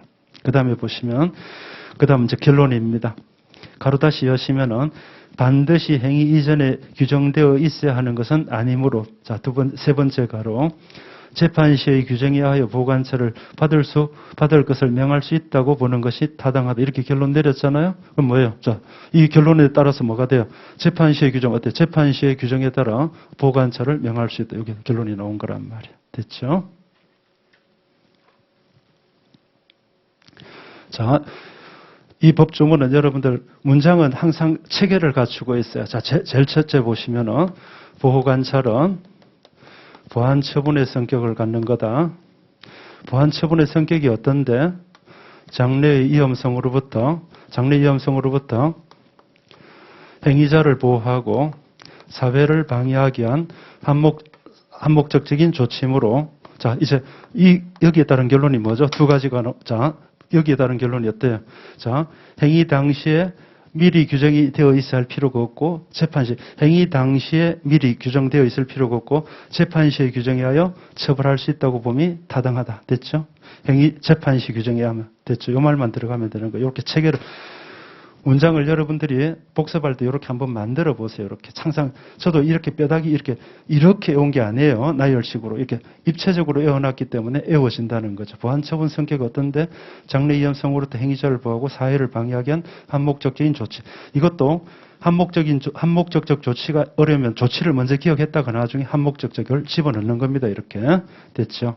그래서 행위 당시에 미리란 단어를 하나 더 집어넣으면 암기가 더 쉬워요. 행위 당시에 미리 규정되어 있을 필요가 없고, 행위 당시에 이미 규정되어 있을 필요는 없고, 재판시의 규정에 하여 어떻게 적용할 수 있다. 재판시 규정에 하여 처벌할 수 있다고 봄이 타당하다. 이렇게 외우시는 수밖에 없어요.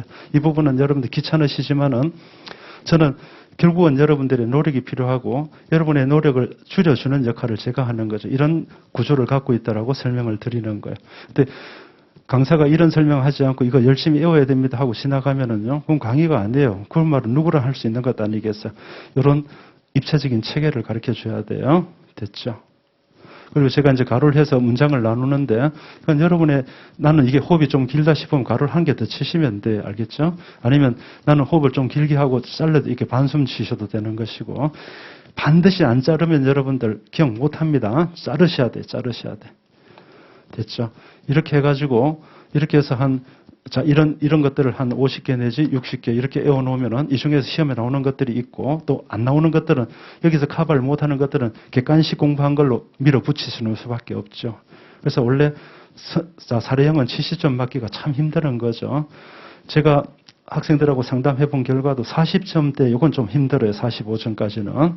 최소한 50점대는 들어서야 되고 60점대가 되면 안정권인데 50점대까지는 넘어가야지 선택형에서 성적을 더 받아서 합격을 할 수 있을 것 같아요. 근데 요 점수 때는 좀 위험합니다. 자, 안 된 소리긴 하지만 40점 밑으로 같으면은 가능성이 좀 많이 떨어지는 거죠. 이렇게 되더라도 선택형에서 아주 성적을 높게 받아가지고 합격하는 경우는 있어요. 이것도 방법일 수는 있습니다. 나는 사례형이 너무 힘들어 그러면 선택형에 아주 집중을 하는 거죠. 양을 줄여서 최소한으로 줄이는 것이고. 됐고요. 보세요. 50개, 60개인데 변호사가 되려고 하는데, 이 좋은 자격증을 따려고 하는데 이 정도는 공부를 하셔야죠. 저는 늘 이렇게, 저는 영어를 시골에서 자랐기 때문에 영어를 좀 잘 못하는 편인데,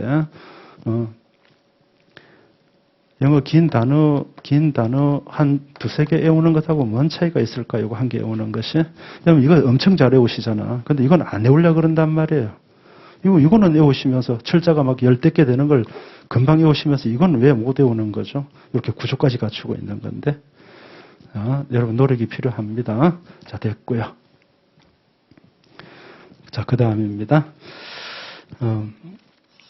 쟁점 2번은, 요거는 헌법에서 훨씬 더 중요한 쟁점이 되겠죠. 넘어가시고. 쟁점 3번 보시면은, 자, 판례의 불리한 변경과 소급표 금지 원칙의 적용 여부인데, 자, 여기서는 여러분이 문제를 읽는 방법도 좀 설명을 드릴게요. 자, 설문을 한번 보시겠어요? 중요한 쟁점이죠. 대법원은 신분 확인용으로 타인의 운전면허증을 경찰관에게 제시한 자에 대하여 공문서 부정행사죄를 인정하지 않던 종전의 판례를 변경하여 당해 사건에서 유죄 판결을 내렸다. 판례를 변경하여 당해 사건에서 유죄 판결을 한 것이, 자, 문제를 잘 읽어야 돼. 뭘 묻는가를 따져야 돼. 판례를 변경하여 당해 사건에서 유죄 판결한 것이, 자, 지금 대법원이라는 주어는 생략되어 있는 거죠. 대법원이 판례를 변경하여 당해 사건에서 유죄 판결한 것 했는데, 판례를 변경하여 일단 가로 한번 쳐보세요. 판례를 변경하여, 다음 두 번째, 당해 사건에서 유죄 판결한 것 두 번째 가로, 재형법정주의 소급효범죄 원칙이 위반되는지 여부를 논하시오 했다는 거죠. 자, 이 구조는 이렇게 돼 있어요. 특 A급의 내용입니다. 여기 실제로 공문서 부정행사죄 쪽에 판례는 나중에 뒤에 가서 배우겠지만은 이 부분도 대전 합판이 들어가 있고요. 또 그리고 판례의 변경에 소급범죄 원칙이 적용되는가라는 논점까지 들어가 있기 때문에 지금, 자, 대법원이 한 건 뭐죠? 지금 방금 판례를 변경했어요. 자, 이걸 뭔가 하면 당해 사건에서 바로 어때요? 적용을 했다는 거죠. 변경된 판례를 여기 적용했다는 것입니다. 이것이 뭐라고 물었어요? 이것이 재형법정주의의 소급효 금지 원칙하고 소급효 금지 원칙에 위반되는지를 묻고 있어요. 자, 분명히 출제자가 물었는데도 대답을 안 하면 전부 감점입니다. 출제자가 뭘 물었는지를, 자, 특히 형법은 그래도 괜찮아요. 형법에서 묻는 건 늘 뭐죠? 대부분 특별한 경우 아니면 가벌병의 재책입니다.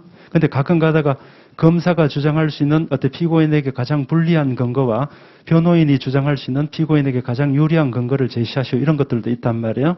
그리고 가끔 가다 가로 속에 특별형법은 논외로 한다, 이런 말들도 설문에 들어가 있어. 근데도 특별형법을 쓴단 말이죠.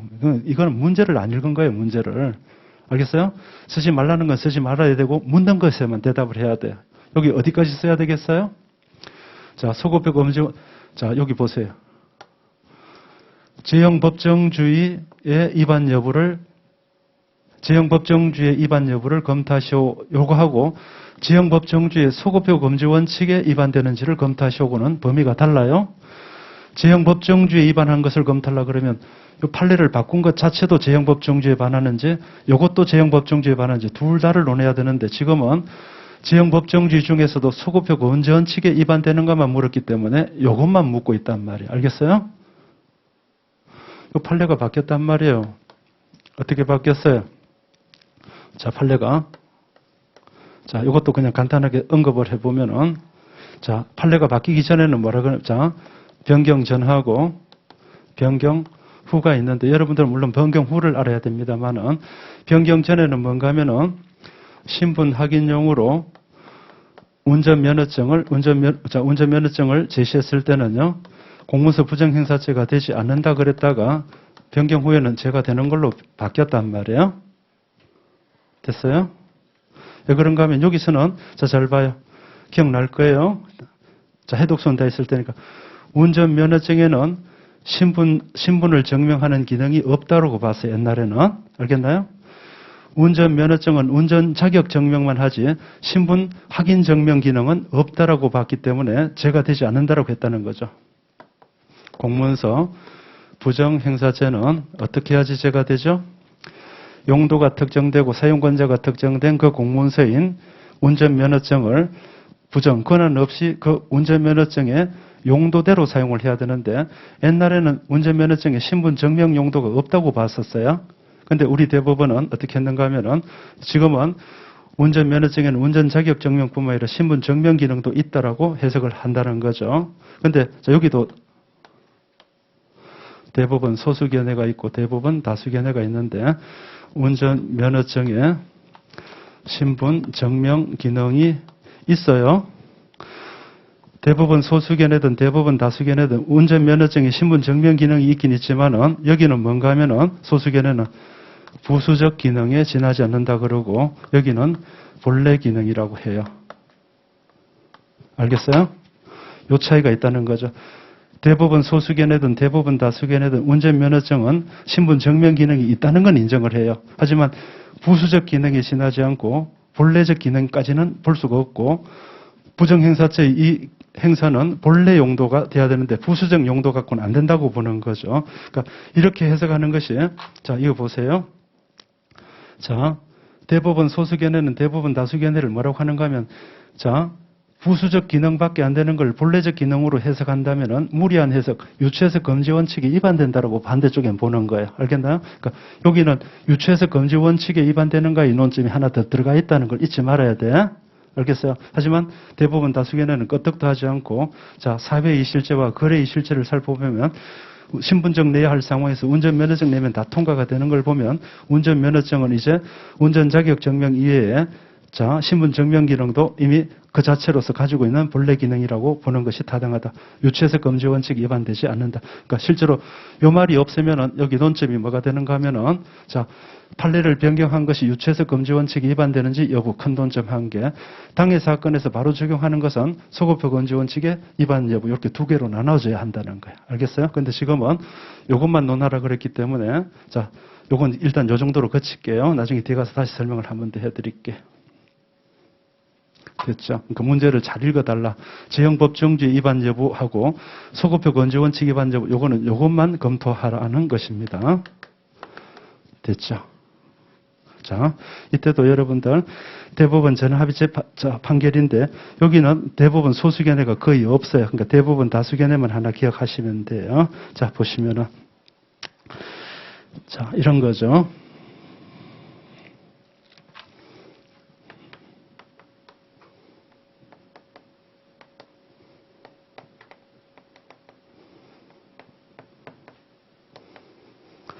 자, 법률의 변경, 법률은 분리하면은 소급할 수가 없어요. 자, 판례가 변경됐을 때는 과연 소급할 수 있는가에, 판례가 불리하게 변경돼서 소급할 수 있는가에 관한 논의죠. 자, 한번 볼까요?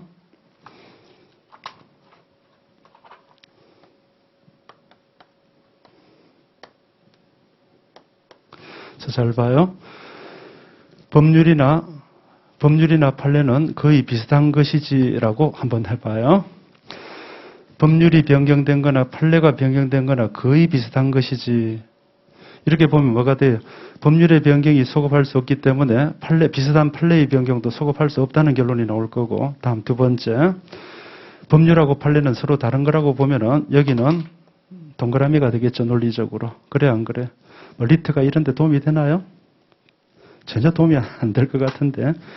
리트 공부할 시간에 차라리 기본 3법 시험을 보고 로스쿨에 왔다면 여러분이 훨씬 더 수월할 텐데 왜 제도를 그렇게 만들었는지 모르겠네요. 도움이 되긴 되겠지만 너무 간접적인 도움이 아닐까 싶어요. 자, 이게 바로 논거입니다. 자, 이건 뭐라 그래요? 자, 판례도 법률은 그러니까 이게 이퀄이라고 하지 않고 유사하다라고 한 이유는 판례도 법률은 아니지만은 어때요? 사실상의 구속력을 가지고 있다. 사실상의 구속력을 가지고 있다. 여러분들은 특히 나중에 이제 변호사가 돼 보면 어떻게 하겠어요? 법률도 따라야 하는 걸로 알겠지만은 판례도 따라야 하는 걸로 안다는 거죠. 그러니까 어때요? 판례도 법 못지않은 구속력을 갖고 있기 때문에 법률처럼 취급해야 하므로 어때요? 판례의 변경에는 소급의 금지 원칙이 법률의 변경처럼 적용된다라고 보는 건데, 자, 우리 대법원은 판례의 변경과 요거는 우리 대법원 판례 입장이라는 거죠. 요게 논거가 되는 거예요. 요게 논거. 됐어요? 요거는 워낙 쉽기 때문에 논거 하나 기억합시다. 요런 건 요 글자 하나만 쓰면은 여러분 1점을 받기 때문에 요런 것들은 하나 기억해 둘 필요가 있어요. 자, 1번 보시면은 저는 이렇게 강의를 합니다. 양을 줄이자고 하지만은 전략적으로 너무 버릴 견해가 쉬울 때는 하나 기억을 해 두자는 거예요. 뭔 말인가 알겠죠? 그리고 최종적으로 이걸 기억할 건가 말 건가 여러분에게 맡기겠어요. 저는 요거는 너무 점수 따기가 쉬우니까 하나 기억해 두자는 거예요. 무조건 버리지 말고. 됐죠? 자, 보시면은 학설 보시면은 자, 지금은 여러분 요거 뭐예요? 지금 당해 사건에서 바로 자, 이건 뭐예요? 판례의 변경이 지금 불리하게 된 거죠. 왜? 처벌되지 않은 것을 처벌되는 쪽으로 해석했기 때문에 불리하게 변경된 판례를 당해 사건에서 바로 적용한다는 거니까 소급할 수 있는가에 관한 문제죠. 사건은 언제 발생해서 이전에 발생했고, 자, 법 규정은 있어요. 자, 법 규정은 있고, 자, 이제 판례가 바뀝니다. 판례가 옛날에는 처벌하지 않는다고 해석을 했다가, 자, 지금은, 자, 옛날에는 처벌하지 않는다고 해석을 했다가 판례가, 자, 지금 요거는 판례예요. 자, 재판 당시에는. 자, 공문서 부정행사죄라는 규정은 있고, 판례는 이 규정의 해석에 따라 이 행위를 갖다가 죄가 되지 않는다라고 해석을 했다가 이제 이 규정의 해석을 바꿔서 죄가 된다라고 해석을 바꿔서 이 해석을 갖다가 어때요? 이 판례의 해석이 바뀌기 전에 옛날 사건에 소급할 수 있는가의 문제인데 우리 대법원 소급할 수 있다고 보는 거죠. 됐죠? 구조가 달라요. 보세요. 가부 행위를 처벌하는 이거는 법입니다. 법 규정이 없다가 법 규정이 생겨나서 이게 소급하는 거 이거는 허용이 안 돼요. 자, 이 행위를 처벌하는 규정이 없다가 처벌하는 법 규정이 생겨서 소급하면 안 되는데 여긴 보세요. 요 구조는 비슷한 것 같아도 여기는 법은 안 바뀌고 법의 해석만 바뀐 거죠. 그러니까 법은 그대로 존재했다는 거예요.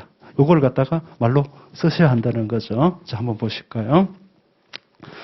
자, 길지만은 여러분이 자, 결론만 쓰시려면은 그냥 한 1점 정도 얻은 것이고 이걸 제대로 쓰면 한 3점, 4점 이렇게 얻게 되는 거죠. 길더라도 여러분 어쩔 수가 없어요. 이런 걸 보면 저는 가슴이 아프지만 여러분에게 이걸 하라고 할 수밖에 없어요.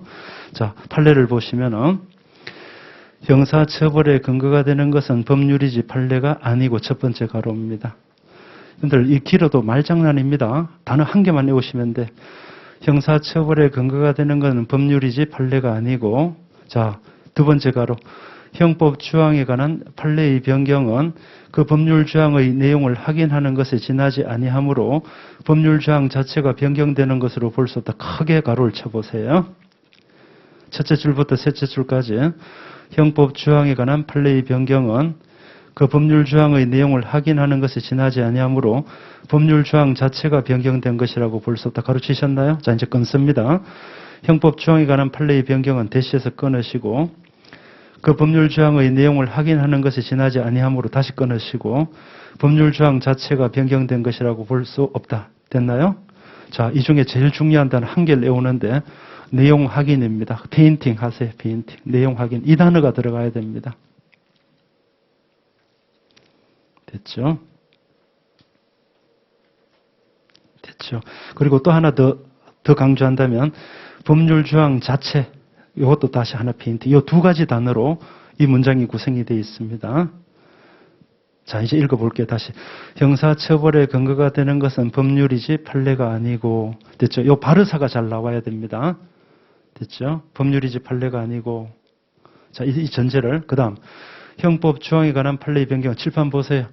형법 주항에 관한 판례의 변경은 뭐예요?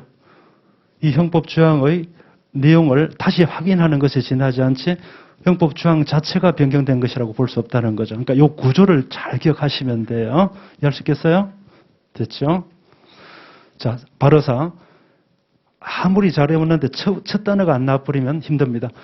저도 이 강의하는데요. 첫날 첫 마디가 제일 힘듭니다. 그것만 딱 나오고 나면 말이 술술술 나오는데 암기상에서도 웅덩이 질색사 사건에서도 이 단어가 안 나오면 안 돼요. 전 과정을 개괄적으로 보면 이 단어가 안 나오면 그다음부터는 말이 다 소용이 없어요. 발의사를 조심하라. 됐죠? 형사처벌의 근거가 되는 것은 법률이지 판례가 아니고 이미 답은 나왔어요. 됐죠? 형사처벌의 근거는 법률만 있으면 처벌할 수 있다는 거죠. 됐죠?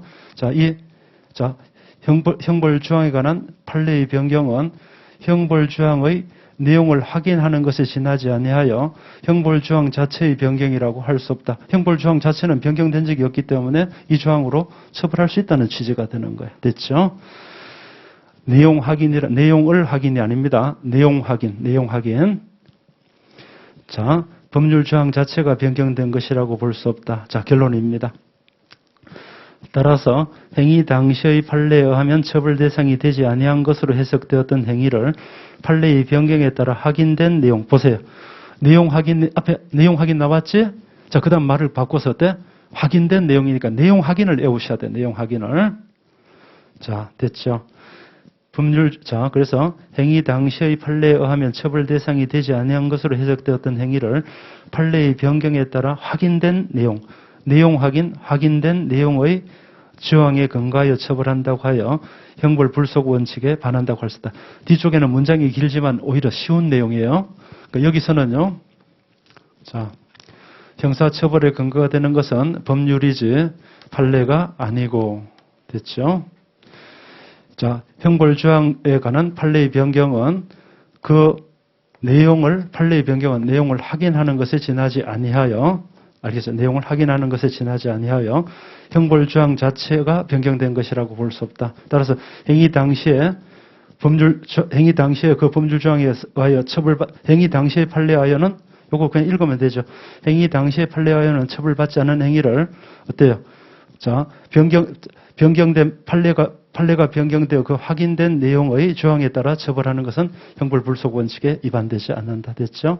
중요한 단어 내용 확인. 알겠죠? 내용을 확인하는 것에 지나지 않으며 형벌 조항 자체의 변경이라고 할 수 없다. 그 두 단어 가지고 운영이 되는 것입니다. 됐나요? 저야 이거 맨날 하고 여러분들은 여러 과목 하니까 핸디캡은 있습니다만은 결국 여러분들에게 맡겨지는 것이면 저는 이렇게까지 설명드릴 수밖에 없어요. 알겠나요? 잘라야 된다. 그리고 중요한 핵심 단어를 외워야 된다. 핵심 단어는 대부분 판례를 보다 보면 단어는 도돌이표를 하게 된다. 내용을 확인한다. 확인된 내용에 의하여 그 형벌 조항에 따라 처벌하는 것은 형벌 불속 원칙에 반하지 아니한다. 됐죠? 넘겨가시고. 그러면 여기서는 전체적으로 결론을 지으면 뭐가 돼요?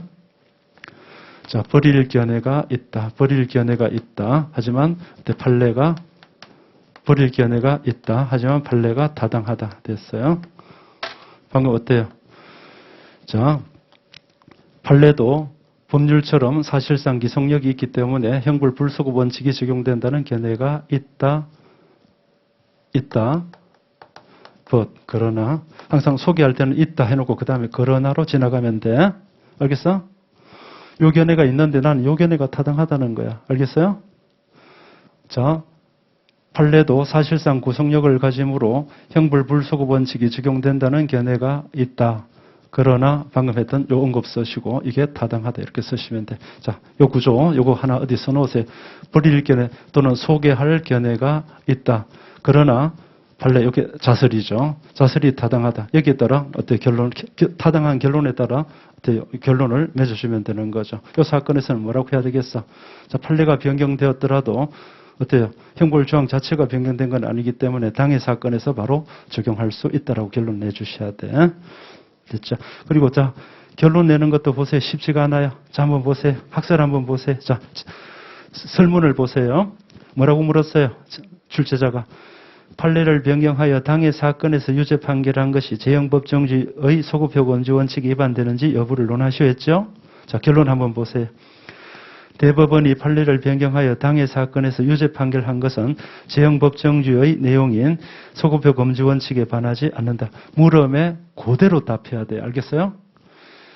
갑의 죄책은 그랬으면 끝에 가서 뭐라고 나와야 돼요? 갑에게는 갑은 살인죄의 죄책을 진다. 공문서 부정행사죄의 죄책을 진다. 꼭 물음에 그대로 답해야 돼. 묻는 것하고 엉뚱한 대답이 나왔다. 이건 논정 과정이 틀렸다는 거야. 알겠어요? 자, 다음 유체해석 금지 원칙 위반 여부인데 예, 너무 이게 시간이 많이 지났네요. 자, 58페이지부터는 잠깐 쉬었다 하겠습니다.